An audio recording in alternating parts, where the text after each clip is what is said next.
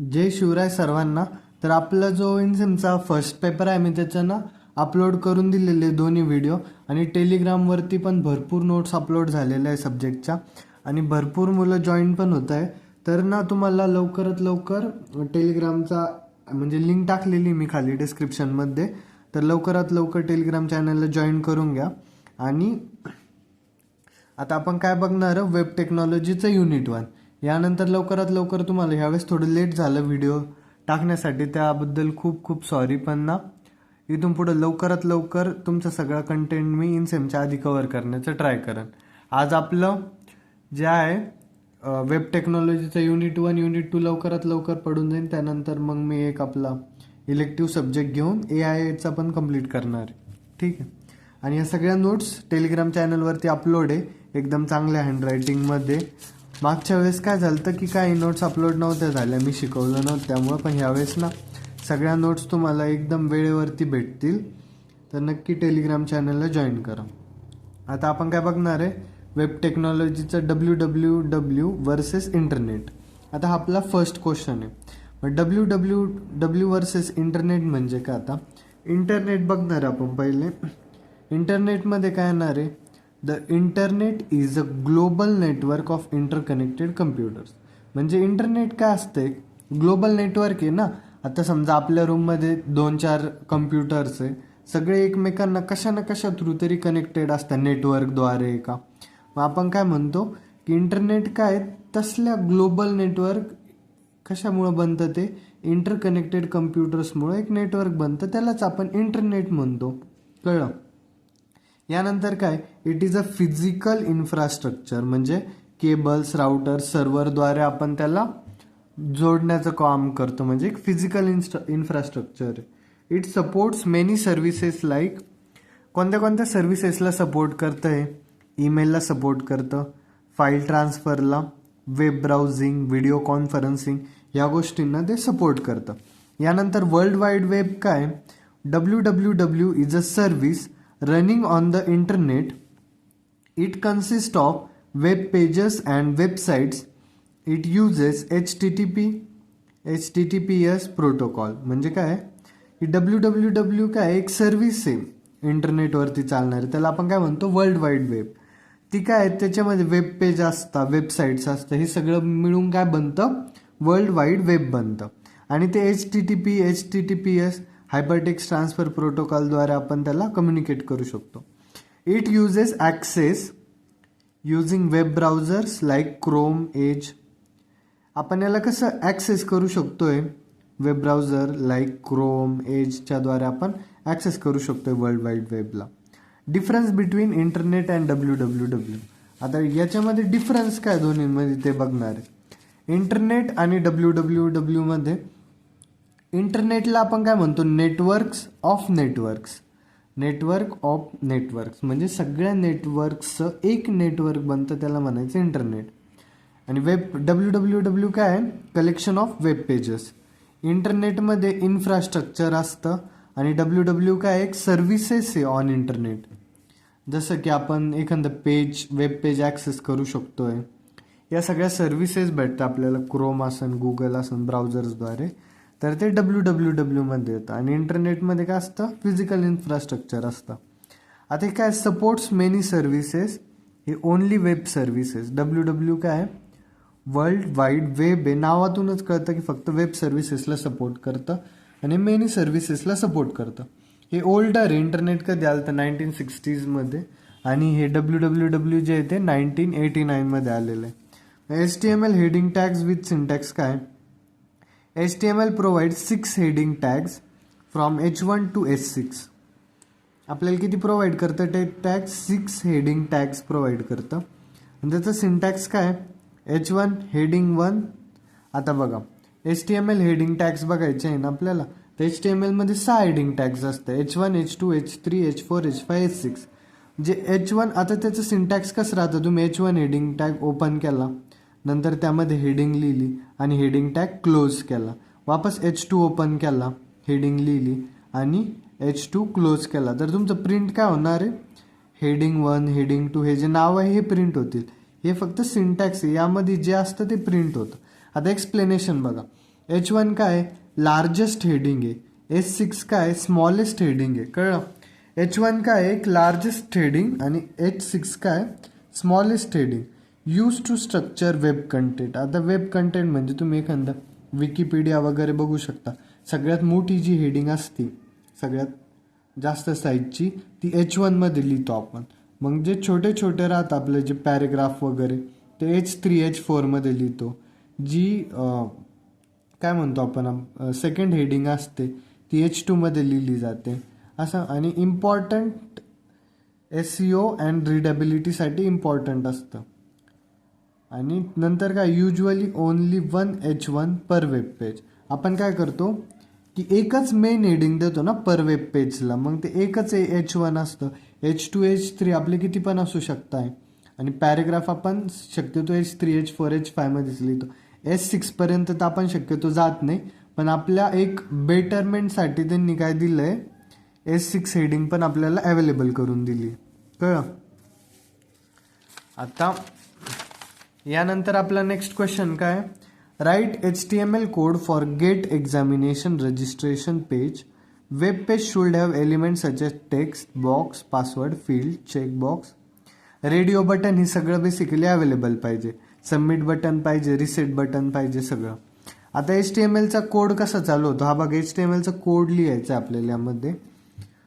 तर HTMLचा कोड कुठून चालू होतो, आपण काय लिहितो स्टार्टिंगला डॉक टाईप HTML. ही पहिली लाईन राहणार आपली. त्यानंतर आपण HTMLचा टॅग ओपन करणार आहे. HTMLला ओपन केलं नंतर आपण काय करतो हेड टॅगला ओपन करतो. पाठ करून घ्यायचं डायरेक्ट. बघा डॉक टाईप लिहिलं त्यानंतर HTML आपण कोणते हे इथलंच HTML टॅग ओपन केलं आपण. मग HTML मध्ये पहिले काय राहणार आपली हेडिंग. मग हेडिंगला ओपन केलं. हेडिंगमध्ये काय लिहिलं आपण एक टायटल राहणार आहे ना, मग ते हेडिंगचं टायटल दिलं. नंतर काय राहणार हेडिंग टॅगला क्लोज केलं. नंतर आपल्याला काय लिहिणार आहे टायटल लिहिलं आपण. टायटल नंतर बॉडी राहते, मग आपण बॉडी टॅगला ओपन केलं. बरोबर. आता बॉडी टॅग नंतर काय येणार आहे सांगा बरं. मग आपण काय लिहिलं हेडिंग लिहिली. H2 हेडिंगमध्ये काय लिहिलं गेट एक्झामिनेशन रजिस्ट्रेशन फॉर्म. मग एक फॉर्मचं टायटल लिहिला. मग फॉर्ममध्ये काय राहणार ॲक्शनमध्ये submit .php method equal to post. ही एक फॉर्मसाठी लाईन असते आपली. ही पण काय form action equal to submit .php करतो आपण आणि मेथड काय असते पोस्ट असते. आपल्याला आता काय काय सांगितलंय टेक्स्ट बॉक्स बनवायला सांगितलंय, ईमेल, पासवर्ड वगैरे सगळं नेम वगैरे ते आपण बघणार. मग फुल नेममध्ये काय येणार आहे आपण फुल नेममध्ये इनपुट टाईप काय घेणार आहे. आता तुमचं नाव समजा तुम्ही एखाद्या वेबसाईटवरती गेले किंवा मग तुम्ही फॉर्म भरताय तर नाव तर तुमचं टेक्स्टमध्येच राहतं ना. मग आपण इनपुट टाईप काय लिहिणार आहे टेक्स्ट. आणि नेम काय फुल नेम घेणार आहे आणि रिक्वायर्ड BR. आता हे BR कशासाठी असतं की आपली जी लाईन असते त्या लाईनला आपण काय करतो एक लाईन देतो. म्हणजे आपण जशी लाईन मारतो ना तर त्याच्यासाठी आपण BR घेतो. कळलं. आता यानंतर काय BR कशासाठी वापरतो. त्यानंतर ईमेल असतं.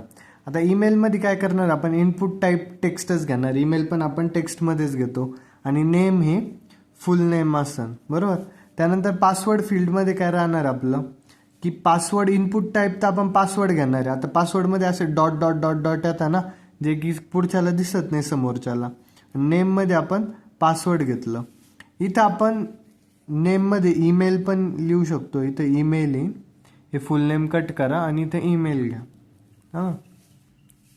आता यानंतर आपण काय बघणार आहे की रेडिओ बटन कसं बनवायचं. रेडिओ बटनमध्ये काय तर रेडिओ बटन कसं बनवायचं बघा. जेंडरमध्ये काय येतं जेंडर आपण एक तर मेल सिलेक्ट करू शकतोय किंवा फिमेल. मग तुम्ही मेलवर क्लिक केलं तिथं समजा असं डॉट असन, इथं असं असन आणि इथं असं असन. तर मेलवरती क्लिक केल्यावर ते असं भरतं ना मेल. आणि फिमेलवरती क्लिक केल्यावर कसं भरण ते सांगा बरं. फिमेलवरती पण मध्ये असा डॉट येतो त्याला म्हणतो आपण रेडिओ बटन. मग आता जेंडरमध्ये इनपुट टाईप काय रेडिओ, नेम काय घेणार आहे जेंडर आणि व्हॅल्यू काय येणार आहे मेल. बरोबर. आणि इनपुट टाईप काय रेडिओ, नेम घेतला आपण जेंडर, व्हॅल्यू फिमेल. आता यामध्ये काय होतं, एक तर तुम्ही मेल सिलेक्ट करू शकताय किंवा फिमेल, दोन्ही तुम्हाला एका टाईपला सिलेक्ट करता येत नाही, कळलं.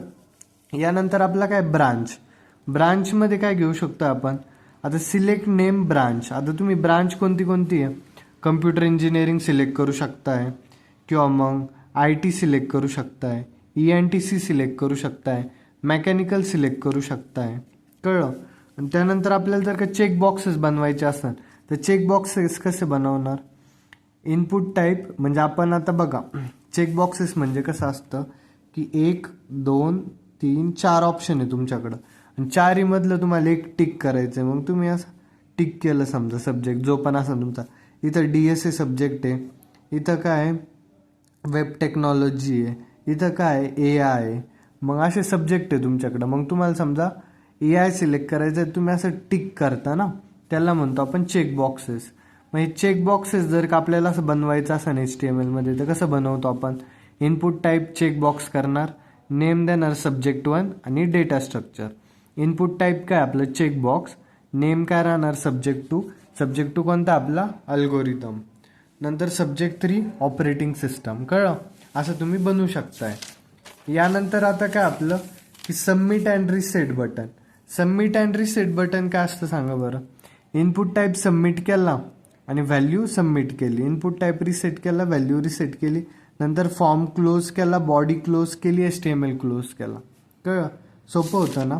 आता याच्यानंतर एकदा तुम्हाला जर का कळलं नसेल की आपण फॉर्म कसा बनवतो, जे आपले गुगल फॉर्म वगैरे येतात ते आपण HTML द्वारे पण बनवू शकतोय. तर मग हे फॉर्म कसे बनवले जातात तर एकदा फक्त मागं रिपीट थोडंसं मागं घेऊन 5 मिनटं तुम्ही लेक्चर बघू शकता, कळलं. आता यानंतर काय, यानंतर आपल्याला बघायचं आहे आता की what is CSS, explain CSS inheritance with example. आता CSS काय, CSS is use to style and design web pages. CSS कशासाठी यूज होतं की स्टाईल वेब पेजेसला वगैरे डिझाईन आणि स्टाईल ॲड करण्यासाठी. नंतर काय, it controls colour, font, spacing, layout and background. आता CSS काय कंट्रोल करतं, कलर करण्याचं काम, फॉन्ट जो असतो एरियल वगैरे ते सगळं CSS बघतं, स्पेसिंग किती द्यायची 2 लाईनमध्ये 2 वर्ड्समध्ये हे सगळं CSS बघतं, लेआउट बघतं, बॅकग्राऊंड बघतं. It separates content from presentation. म्हणजे जो HTML कंटेंट राहतो त्याला ते सेपरेट करतं प्रेझेंटेशनपासून. CSS can be applied as, आता इनलाईन CSS असतं, इंटरनल CSS असतं, एक्सटर्नल CSS असतं. हे टाईप आपल्याला पुढे बघायला भेटतील. पण याच्यानंतर आपण काय बघणार आहे, CSS इनहेरिटन्स काय असतं. CSS inheritance means that some properties applied to a parent element are automatically pass to its child element. म्हणजे ज्या प्रॉपर्टीज आपल्या पॅरेंट एलिमेंटकडे असतील त्या ऑटोमॅटिकली कुठं पास होतं, चाइल्डकडं. म्हणजे बापाकडून त्या प्रॉपर्टीज ऑटोमॅटिकली मुलाकडं जातात, कळलं. आता ते कसं बघा, डॉक टाईप HTML, आपण HTMLची स्टार्टिंग असं करतो, त्यानंतर HTMLचा टॅग तुम्ही ओपन केला, त्यानंतर हेड ओपन केलं, त्यानंतर स्टाईल ओपन केलं, बरोबर. स्टाईलमध्ये काय लिहितो आपण, CSS लिहितो. मग आपण डिव टॅग लिहिला आणि डिव एलिमेंट लिहिला, सॉरी, त्यामध्ये काय कलर ब्ल्यू आहे आणि फॉन्ट फॅमिली एरियल केली, बरोबर. कलर ब्ल्यू केला आणि फॉन्ट फॅमिली एरियल केली, स्टाईलला क्लोज केलं, हेडला क्लोज केलं, बॉडीला क्लोज केलं, सॉरी. आता यानंतर काय होणार आहे की तुम्ही डिव कुठं लिहिला, तुम्ही स्टाईलमध्ये लिहिला, बरोबर. आता यानंतर तुम्ही कुठं पण खाली ह्या कोडमध्ये कुठं पण खाली जर का, आता बघा हे आपण कुठं लिहिलं, सगळं हेड टॅगमध्ये लिहिलं, बरोबर. आता यानंतर बघा, यानंतर आपण कोणता डिव टॅग घेतला ना नंतर, ते झाल्यानंतर पण आपण ह्या प्रॉपर्टी कुठं डिफाईन केलंय, पॅरेग्राफ वगैरे त्या वरती हेड टॅगमध्ये लिहिलंय, पण त्या प्रॉपर्टी ऑटोमॅटिकली इथं येऊन जातील पॅरेग्राफला, कळलं. त्यालाच म्हणायचं की पॅरेंट्सकडून चाइल्डकडं ट्रान्सफर होणं. याचं एक्सप्लेनेशन काय, the div has colour blue and font family Arial. आता डिव एलिमेंटमध्ये आपण काय कलर ब्ल्यू टाकला होता, फॉन्ट फॅमिली एरियल केली, हे कुठं होतं, आपण हेडमध्ये केलं होतं. खाली होतं का बॉडीमध्ये, बॉडीमध्ये नव्हतं. मग बॉडीमध्ये त्याची कॅरेक्टर कुठून येणार ऑटोमॅटिकली, हे सी एस एसची क्वालिटी कळलं. आता पी मध्ये काय येणार, आपण डिव टॅग लिहिला पॅरेग्राफ, म्हणजे जो पी आहे इनसाइड डिव मध्ये आपण पॅरेग्राफ टॅग लिहिलेला इथं बघा, तो काय ऑटोमॅटिकली इनहेरिट करतो प्रॉपर्टी कुठून, हेड टॅग पासून तो ऑटोमॅटिकली इनहेरिट करणार आहे. So the paragraph take become blue and Arial. मग पॅरेग्राफचं टेक्स्ट काय होणार आहे, ऑटोमॅटिकली ब्ल्यू बनन आणि एरियल बनन.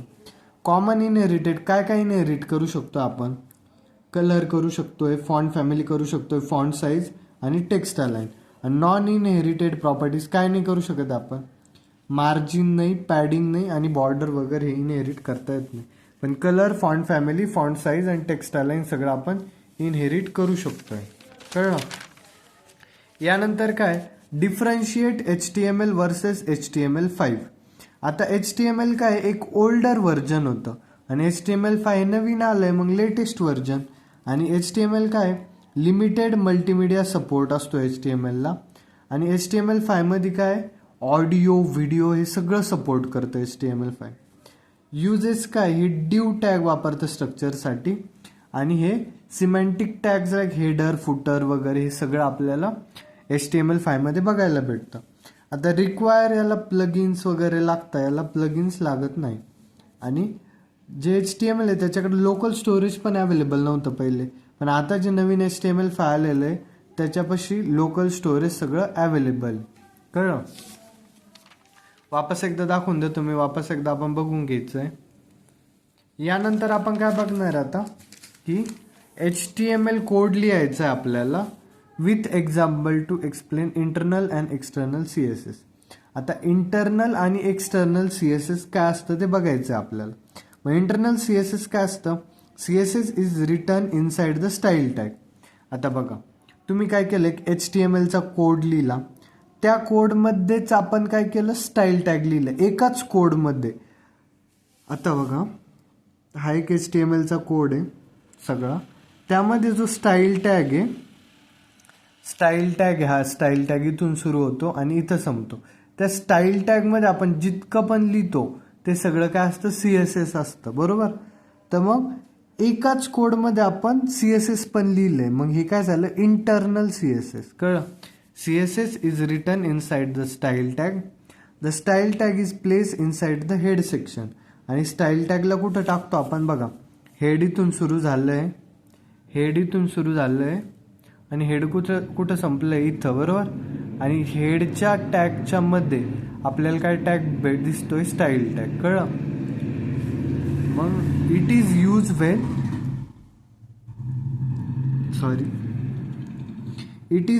Wien styling is required for a single web page. हे कधी यूज करतो आपण, स्टायलिंग जेव्हा सिंगल वेब पेजला लागते तेव्हा. आता बघा कोड काय, आपण पहिली लाईन काय लिहित आलो, डॉक टाईप HTML लिहितोच आपण, HTML पण लिहितो आणि हेड पण. कारण HTML टॅगला ओपन केलं, आपण मी काय म्हटलो, इथं लिहून टाकायचं HTML टॅग, नंतर हेडमध्ये काय लिहिणार आपण, टायटल टॅगमध्ये इंटरनल CSS एक्झाम्पल, बरोबर.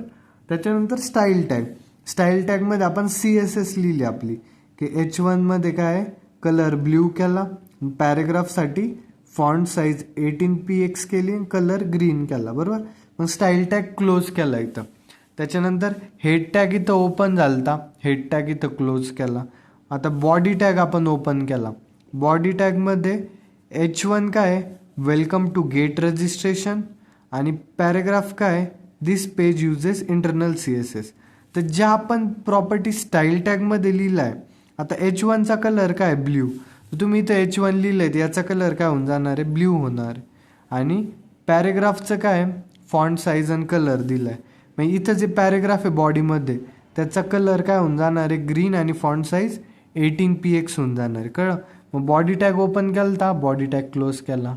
HTML टॅग आपण वरती ओपन केला, इथं क्लोज केला.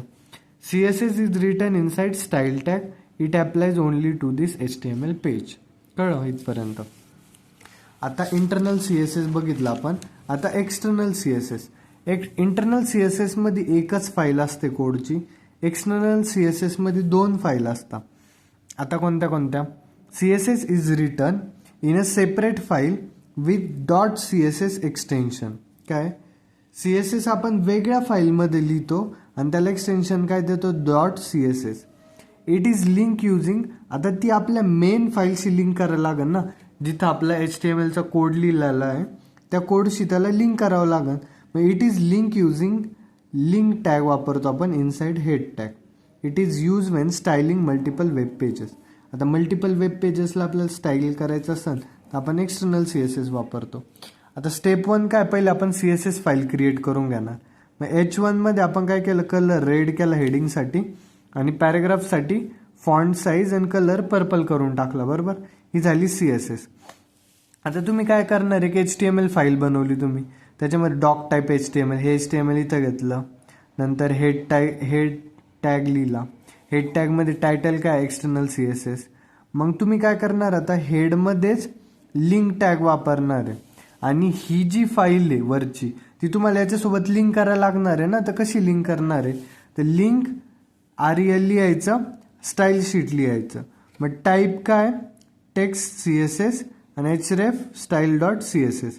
आपल्याला वरचे जे फाईलचं नाव राहतं ते लिंक करायला लागतं इथं. बरोबर, मग आपण हेड टॅग क्लोज करतो, बॉडी टॅग ओपन करतो. बॉडी टॅगमध्ये हेडिंग लिहिली, पॅराग्राफ लिहिला आणि नंतर बॉडी टॅग क्लोज केला, HTML टॅग क्लोज केला. कळलं. एक्सटर्नल CSS मध्ये CSS ची फाईल आपण वेगळी तयार करतो आणि इंटरनल CSS मध्ये CSS ची फाईल आपण HTML फाईलमध्येच लिहितो स्टाईल टॅग वापरून. कळलं. एक्सटर्नल CSS मध्ये स्टाईल टॅग वापरतो का आपण, नाही वापरत. इथं काय वापरतो, लिंक टॅग वापरतो, की जी सेपरेट CSS फाईल आहे ती जर का आपल्या मेन फाईल HTML फाईलला लिंक करायची असेल तर लिंक टॅग वापरला जातो. कळलं. वापस एकदा दाखवतो मी, तर बघून घ्यायचं आहे. आता यानंतर आपण काय बघणार आहे, explain HTTP request and response model. आता HTTP request and response model काय सांगा बरं. HTTP म्हणजे काय, hyper text transfer protocol is a communication protocol use to transfer data between client and server on the world wide web. HTTP काय, एक hyper text transfer protocol आहे. तो एक कम्युनिकेशन प्रोटोकॉल आहे. कशासाठी यूज होतो, की जो डेटा राहतो तो आपण पाठवू शकतो क्लायंटपासून सर्व्हरकडे. वर्ल्ड वाईड वेबमध्ये WWW मध्ये आपण काय करू शकतोय, जो डेटा राहतो तो पाठवू शकतोय क्लायंटकडून सर्व्हरकडे. It follows a request response model. ते काय फॉलो करतं, रिक्वेस्ट रिस्पॉन्स मॉडेलला फॉलो करतं. And HTTP request is sent by the client to the server. एक HTTP रिक्वेस्ट पाठवली जाते कुठून, क्लायंटकडून सर्व्हरकडं. It request a specific resources such as HTML page, image और डेटा. आता बघा, HTTP रिक्वेस्ट पाठवली कुठून, क्लायंटकडून सर्व्हरकडं.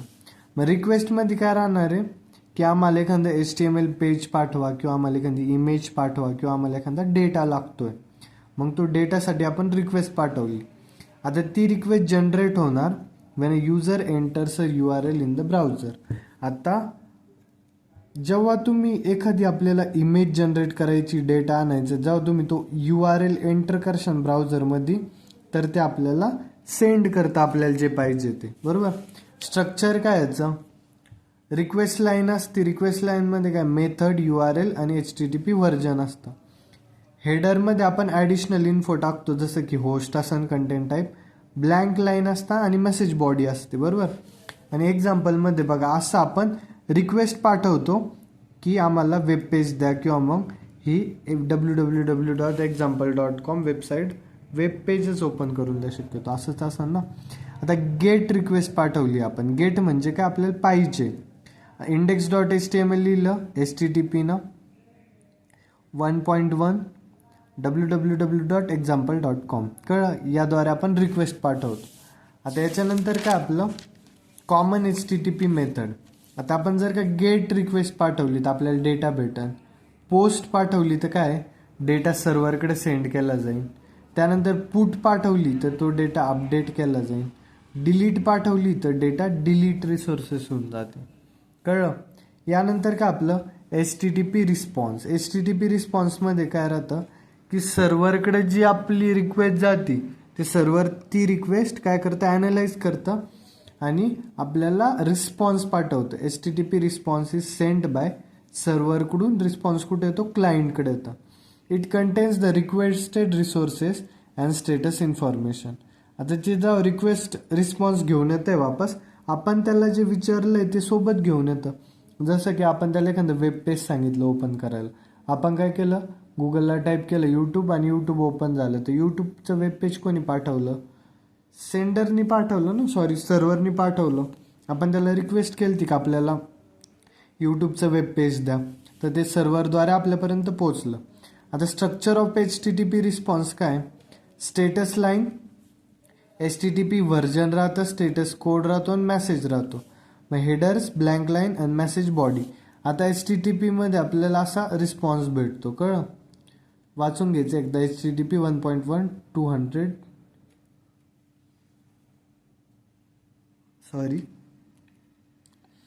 कंटेंट टाईप टेक्स्ट आणि HTML. कॉमन स्टेटस कोड्स काय असतात, रिक्वेस्ट सक्सेसफुलसाठी आपण हे वापरतो. नंतर समजा जर का 404 नॉट फाउंड असेल तर काय होतं, समजा तुम्ही गुगलवर काही टाकलं आणि तुमचं नेटवर्क वगैरे चालत नसलं किंवा रिसोर्स नसला तर ते असा एरर दाखवतं बघा, 404 नॉट फाउंड. तर नेमकी काय असतं ते, की रिसोर्स फाउंड नाही होत तेव्हा हा एरर दाखवतं. आणि 500 इंटरनल सर्व्हर एरर कसं येतो, सर्व्हर एरर असतं, कळलं. यानंतर आपण बघणार आहे HTTP मॉडेल कसं वर्क करतं. वर्किंग ऑफ HTTP मॉडेलमध्ये काय, आपण जेव्हा URL टाकतो ब्राउझरवरती, की समजा www.youtube.com टाकलं आपण, मग ब्राउझर ती रिक्वेस्ट कुठं पाठवून, HTTP रिक्वेस्ट सर्व्हरला पाठवून. सर्व्हर काय करण, ती रिक्वेस्ट प्रोसेस करण आणि आपल्याला यूट्यूबचं वेब पेज ओपन करून देईन, कळलं. आणि ब्राउझर काय करतं, तो कंटेंट डिस्प्ले करण्याचं काम करतं, कळलं इथपर्यंत. आता यानंतर काय, write and explain table tags in HTML with suitable example. आता टेबल टॅग्स काय सांगा बरं. टेबल टॅग्स म्हणजे टेबल कसा बनवायचा. आता table use to create a table. Table tag आपल्याला कशासाठी यूज होतो, टेबल क्रिएट करण्यासाठी. It is the main container for all table elements.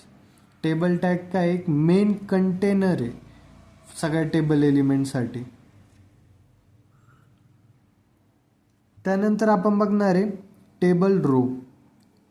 आता आपण टेबल डिफाईन केलं, टेबलमध्ये काय असतं, टेबल रो, बरोबर. Defines a row in the table. मग त्या रोमध्ये आपण काय करतो, सगळा डेटा एंटर करतो, मग टेबल डेटा असतो. Defines a data cell inside a row. रोमध्ये आपल्याला रो असो कॉलम असो त्यामध्ये डेटा एंटर करायचा असतो, तर मग आपण डेटा एंटर करू शकतो. आणि TH म्हणजे काय, table header. Defines a header cell, text is bold and centre by default. मग हेडर सेल डिफाईन करतं ते, आणि टेक्स्ट कसं राहतं, एक तर बोल्ड राहील किंवा मग सेंटर्ड राहतं बाय डिफॉल्ट. कॅप्शन काय असतं, defines the title of the table. Caption काय करतं, डिफाईन करतं टायटल ऑफ द टेबलला. आणि त्यानंतर आता आपण बघणार आहे सुटेबल एक्झाम्पल. वापस आलं HTMLचं एक्झाम्पल. तुम्ही म्हणशाल किती एक्झाम्पल येत आहे, किती कोड येत आहे. तर कोड काही लय अवघड नाही आहे, आणि मी तुम्हाला सजेस्ट करेन की कोड विथ हॅरीचं HTMLचं लेक्चर आहे यूट्यूबवरती, छोटंसंच आहे, तुम्ही ते बघू शकता आणि त्यावरनं तुम्हाला एकदम हे पूर्ण कळून जाईल, म्हणजे काहीच अवघड नाही जाणार, कळलं. यानंतर काय, डॉक टाईप HTML आपण ओपन केलं, HTML टॅग ओपन केला, हेड टॅग ओपन केला, टायटल काय लिहिलं, student table. Head tag close केला, बॉडी टॅग ओपन केला. बॉडी टॅगमध्ये काय केलं आपण, टेबलची बॉर्डर सेट केली आणि नंतर टेबल रो ओपन केला. टेबल रोमध्ये काय राहणार आहे, टेबल रोमध्ये काय राहणार सांगा बरं, TH म्हणजे रोल नंबर. टेबलचा हेड राहतो, रोल नंबर, नेम आणि ब्रांच, ही सगळ्या गोष्टी आपण वरती लिहितो हेडरला. त्यानंतर टेबल रो, आपली पहिली टेबल रो क्लोज झाली, मग दुसऱ्या टेबल रोमधून आपला डेटा सुरू होणार आहे. डेटा काय, 101 अमित कम्प्युटर. 101 काय, रोल नंबर. अमित काय, नेम. आणि ब्रांच काय, कम्प्युटर. मग टेबल रो दुसरी पण क्लोज केली. मग तिसरी टेबल रो खोलली, त्यामध्ये टेबल डेटा काय आहे 102 प्रिया आणि IT. मग टेबल रो क्लोज केली, बॉडी क्लोज केली आणि HTML क्लोज केलं आपण. कळलं इथपर्यंत? सोपं आहे का नाही टेबल बनवणं, सांगा बरं. यानंतर आपण काय बघणार आहे, state and explain CSS selectors with suitable example. काय बघणार आहे, CSS सिलेक्टर बघणार आपण सुटेबल एक्झाम्पल सोबत. काय बघणार आहे, state and explain CSS selector with suitable example. आता CSS सिलेक्टर काय असतं सांगा बरं. CSS सिलेक्टरमध्ये आता टाईप असतं. पहिलं काय, एलिमेंट सिलेक्टर. एलिमेंट सिलेक्टर कसं असतं, select all elements of a given type. हे काय करतं, सगळे एलिमेंट एका टाईपचे सिलेक्ट करतं. म्हणजे तुम्ही काय केलं, आता स्टाईल टॅगमध्ये काय लिहिलंय, पॅरेग्राफचं लिहिलंय कलर ब्ल्यू, बरोबर. मग स्टाईल टॅग नंतर जितके पण पॅरेग्राफ टॅग येणार आहे, म्हणजे तुमच्यापाशी जितके पॅरेग्राफ टॅग प्रेझेंट असतील सगळ्यांचा कलर ब्ल्यू होऊन जाईल. कळलं? स्टाईल टॅगमध्ये आपण जेवढं लिहितो ते सगळ्या HTML वरती अप्लाय होऊन जातं खाली. मग हा काय करतो, एलिमेंट सिलेक्टर आहे. जिथं जिथं पॅरेग्राफ टॅग असेल खाली तिथं सगळीकडं कलर ब्ल्यू होऊन जाणार तुमचं. कळलं? आता ID सिलेक्टर. ID सिलेक्टर काय, selects an element with a specific ID. आणि आपण काय करतो, जिथं स्पेसिफिक ID ते सिलेक्ट करतो आणि हॅशटॅग सिम्बॉल वापरतो. आणि ID ही युनिक पाहिजे. आता बघा, स्टाईलमध्ये काय लिहिलंय, हॅशटॅग हेडिंग म्हणजे काय की कलर काय पाहिजे, रेड पाहिजे. आणि स्टाईल जी आहे, आता बघा तुम्ही काय लिहिलं, हेडिंग टॅगमध्ये एक ID म्हणून लिहिलं, ज्याची हेडिंग काय दिली आहे, हेडिंग ID दिली आणि वेलकम लिहिलं, बरोबर. मग त्यामध्ये काय, तुम्ही वरती स्टाईल टॅगमध्ये काय करणार, हॅशटॅग हेडिंग. तुम्हाला कलर कशाचा, जिथं ID दिली तुम्ही, ID काय दिली, हेडिंग, मग ती ID लिहिणार इथं. आणि जिथं जिथं ID आहे, जिथं जिथं तुम्ही ID equal to heading mention करशाल तिथं तिथं तुमचा कलर हा रेड होऊन जाईल. कळलं का? तुम्हाला जिथं जिथं कलर रेड करायचं आहे तिथं तुम्ही ही ID लिहू शकताय. त्या ID नुसार हा कलर चेंज होईल. आणि ID कुठं मेन्शन करायची, इथं हॅशटॅग हेडिंगच्या जागेवरती. कळलं? Only the element with the ID heading will be red. म्हणजे ज्या ज्या एलिमेंटच्या पुढं ID आपण हेडिंग लिहिलेली आहे ते रेड होऊन जातील. कळलं का? आता यानंतर आपण काय बघणार आहे, क्लास सिलेक्टर. क्लास सिलेक्टर काय असतं सांगा बरं. क्लास सिलेक्टरमध्ये आपण काय यूज करतो, डॉट सिम्बॉल यूज करतो आणि ते एक स्पेसिफिक क्लास सिलेक्ट करतं. आता बघा, तुम्ही पॅरेग्राफमध्ये काय लिहिले, क्लास हा बॉक्स केला आहे आणि इथं पण पॅरेग्राफमध्ये क्लास बॉक्स केला आहे, बरोबर. तर मग तुम्ही डॉट बॉक्स लिहिलं तर काय होणार आहे, जिथं जिथं बॉक्स लिहिलेला आहे तुम्ही तो तिथं तिथं तुमचा कलर काय होऊन जाणार आहे, येल्लो होऊन जाणार आहे. कळलं का? आता यानंतर आपण बघणार आहे युनिव्हर्सल सिलेक्टर. युनिव्हर्सल सिलेक्टरमध्ये आपण काय वापरतो, स्टार सिम्बॉल वापरतो. आता स्टारमध्ये काय केलंय, फॉन्ट फॅमिली एरियल केली आणि style. All element will use Arial font. Star कशासाठी राहतो, सगळ्या गोष्टीसाठी. जिथं सगळे एलिमेंट तुमचे काय वापरतील, एरियल फॉन्ट वापरतील. कळलं का? सगळे एलिमेंट काय वापरतील, एक एरियल फॉन्ट वापरतील तुमचं. यानंतर आपण बघणार आहे आता डिसेंडंट सिलेक्टर काय असतं. आता डिसेंडंट सिलेक्टर काय राहणार आहे, selects element inside another element. हे काय करतं, बाकीच्या एलिमेंटमधनं एलिमेंट सिलेक्ट करतं. आणि आता बघा, ड्यूमध्ये काय, ड्यूमध्ये आपण पॅरेग्राफ घेतलाय, त्याचा कलर काय केलाय, ग्रीन. तर ड्यूमध्ये जिथं पॅरेग्राफ असेल तो कलर काय होऊन जाणार आहे, ग्रीन होऊन जाणार आहे. कळलं का? डिसेंडंट सिलेक्टर म्हणजे एका टॅगमध्ये आपण दुसरा टॅग सिलेक्ट करत त्याचा कलर चेंज करू शकतोय. कळलं का? आता यानंतर आपण बघणार आहे what are desirable features of good website. Good website कधी म्हणशाल तुम्ही सांगा बरं, जेव्हा ती वेबसाईट युजर फ्रेंडली इंटरफेस असेल वेबसाईटचा. म्हणजे की website should be easy to navigate करण्यासाठी वेबसाईट इझी गेली पाहिजे. त्यानंतर clear menus and proper layout पाहिजे. User should find information quickly. तेव्हा आपण काय म्हणू, ती वेबसाईट जी आहे ती युजर फ्रेंडली आहे, बरोबर. त्यानंतर आपल्याला फास्ट लोडिंग स्पीड पाहिजे. वेबसाईट असं नाही की तुम्ही सर्च केलं आणि लोड व्हायला 10-20 सेकंड लावती, क्विक मिली सेकंड्समध्ये ते काय झालं पाहिजे, लोड झालं पाहिजे. Pages should load quickly. Large images and unnecessary script should be avoided. जे लार्ज इमेजेस असतात वगैरे ते सगळं आपण अवॉइड केलं पाहिजे. आणि युजर एक्सपिरियन्स वाढला तरच आपण वेबसाईटला गुड म्हणू शकतोय, कळलं. नंतर रिस्पॉन्सिव्ह डिझाईन असतं. Website should work properly on mobile, tablet and desktop.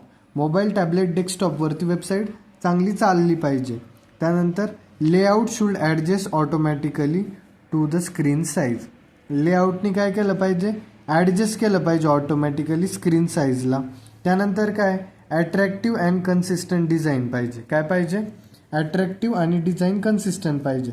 म्हणजे प्रॉपर कलर कॉम्बिनेशन पाहिजे, रिडेबल फॉन्ट्स पाहिजे, consistent layout on all pages पाहिजे, कळलं. सगळं आपल्याला रीड करता आले पाहिजे फॉर्म. कलर कॉम्बिनेशन पण असं नाही की आपण एकदम डार्क कलर वगैरे वापरले, कलर कॉम्बिनेशन चांगलं पाहिजे आणि कन्सिस्टंट लेआउट पाहिजे, कळलं. यानंतर good content. Content should be clear, relevant and updated. असं नाही की तुम्ही 10 वर्षापूर्वीचा कॉन्टेंट अपलोड करताय. आज कॉन्टेंट पण कंटिन्युअसली अपडेटेड पाहिजे. प्रॉपर हेडिंग्स पाहिजे, त्यांचा फॉर्मॅट पाहिजे, स्पेलिंग अँड ग्रामॅटिकल मिस्टेक नसली पाहिजे, कळलं. सिक्युरिटीमध्ये आपण HTTPS वापरलं पाहिजे, युजर डेटाला प्रोटेक्ट केलं पाहिजे आणि सिक्युअर लॉग इन सिस्टम पाहिजे आपल्याकडं. तेव्हा एवढ्या सगळ्या गोष्टी जर का आपल्यापाशी असल्या तर आपण त्या वेबसाईटला गुड वेबसाईट असं म्हणू शकतोय, कळलं. आता यानंतर आपण काय बघणार आहे, what are the new features introduce in HTML5. New features काय काय इंट्रोड्यूस केले HTML5मध्ये. HTML5 is the latest version of HTML. It introduce many new features to improve web development. Web डेव्हलपमेंटला इम्प्रूव्ह करण्यासाठी HTML5मध्ये भरपूर न्यू फीचर्स आलेले, जसं की सिमॅन्टिक एलिमेंट्स. आता HTML5 introduce new semantic tags for better structure.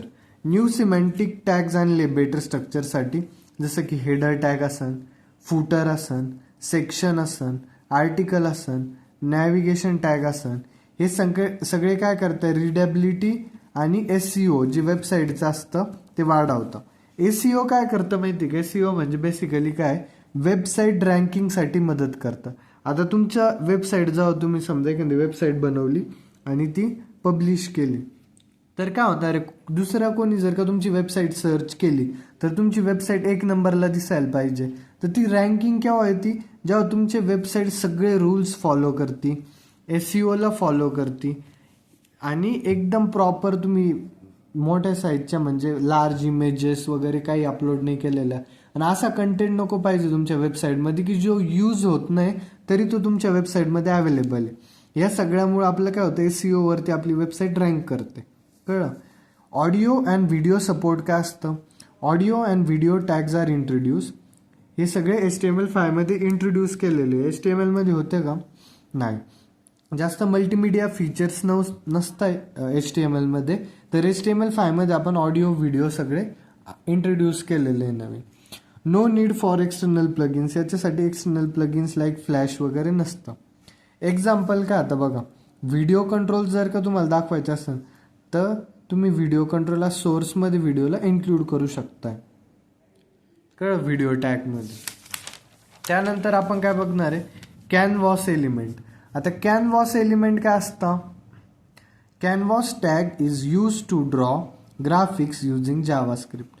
Canvas कशासाठी आहे की आपल्याला ग्राफिक्स वगैरे जर का काही ड्रॉ करायचं असेल जावास्क्रिप्टच्या मदतीने तर आपण कॅनव्हास वापरू शकतो. यूज फॉर गेम्स, ॲनिमेशन आणि चार्टसाठी वापरलं जातं.